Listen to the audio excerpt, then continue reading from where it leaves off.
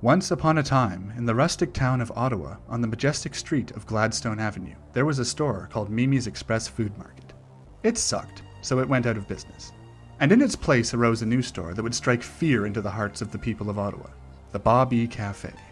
The Bawbee Cafe described itself as a business serving the freshest, highest quality off, and that would honor police officers by giving them free coffee and tea. On its horrifying hot pink sign was a picture of the Canadian flag with the infamous thin blue line through it. The good people of Ottawa would not permit such an injustice to stand. On November 5th at 12:49 in the afternoon, the Coalition Against More Surveillance decided to surveil the building and tweeted this picture of it, condemning the Bawbee Cafe for providing free coffee to cops and having the thin blue line flag on their sign, which they claimed was a hate symbol. Now, the thin blue line flag is indeed a hate symbol. If you look at a picture of it and zoom in enough, you can see a hidden message that says, "Black people are not as cool as white people."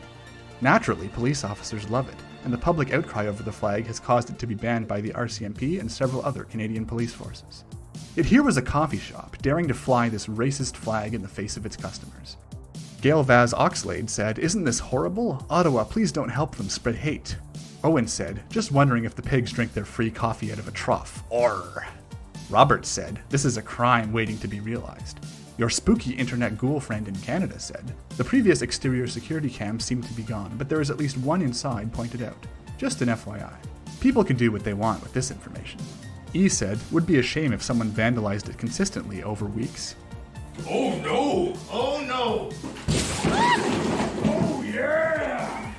War was on the horizon. A bunch of Ottawa's noble freedom fighters left 1-star reviews for the Bawbee Cafe on Google, bringing its rating down to 1.4 stars. A user named Mina said, "Oh no, their reviews, they're broken." Yet through the reviews' red glare, the flag was still there. It seemed like nobody could stop the Bawbee Cafe. The city needed a hero. An hour after the Coalition Against More Surveillance tweeted, that hero arrived. A user known as Velvet TLC replied, saying that the shop was a few blocks away from her home, and that she would draw on their sidewalks with sidewalk chalk, so they would have to spend a lot of time washing it off. Surely that would show those repulsive rapscallions that their repugnant display of racism was unwelcome in this city. Yet every story that has a hero also has a villain, and that villain was a woman named Kendra Summers. Kendra replied, saying, "That sounds very mature and productive," and encouraged Velvet TLC to get a job. A user named Camo613 struck back, saying that as a social worker, Kendra should not be telling people to get a job, and told her that she was trying to victimize Velvet TLC with her insensitive comments. Kendra was accused of being a troll who was actually a police officer. Several hours later, Velvet TLC returned from her mission.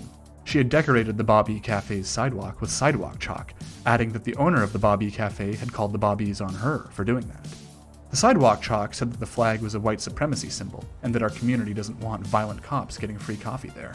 After all, violent criminals have to pay for their coffee with the money they take from the public, so why should the police be any different?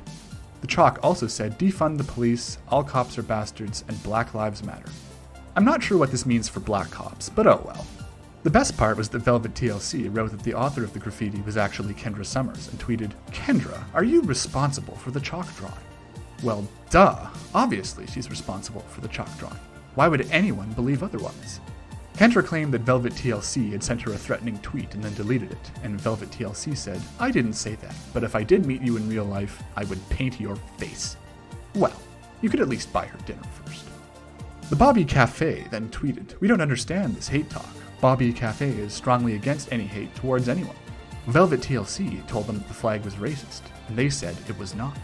Velvet TLC asked everyone to explain how the flag was racist, and said that the police were investigating her sidewalk chalk. Of course, it's possible that they just wanted a free coffee break. After a civilized discussion, the Bawbee Cafe agreed to take the flag down.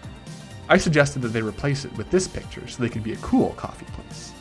I figured that this would appease the anti-police crowd, since the officer in this picture appears to be dead. On November 6th, Velvet TLC issued an ultimatum to the Bawbee Cafe, saying that she and her friends would engage in a picketing and posturing campaign, perhaps a little Freudian slip there, unless they changed the sign, in which case she would graciously design them a new logo. Shortly thereafter, someone, possibly the Bawbee Cafe, took a picture of a coffee cup that had been on their window and put it over the thin blue line flag.